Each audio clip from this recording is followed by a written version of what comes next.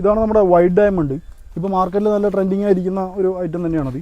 അപ്പോൾ ഇതിൽ red diamond, white diamond, black diamond അങ്ങനെ ഒരു 3 ഐറ്റം വരുന്നത്. ഇത് വൈറ്റ് ഡയമണ്ട്. അപ്പോൾ ഇതിലും നല്ല ഫ്രൂട്ട്, നല്ല സ്വീറ്റ് ആയിട്ടുള്ള ഒരു ഫ്രൂട്ടാണ് വരിക. ഇതിലൊരു 400 തൊട്ട് 500 ഗ്രാം വരെ ഫ്രൂട്ട് വരുന്നതാണ്.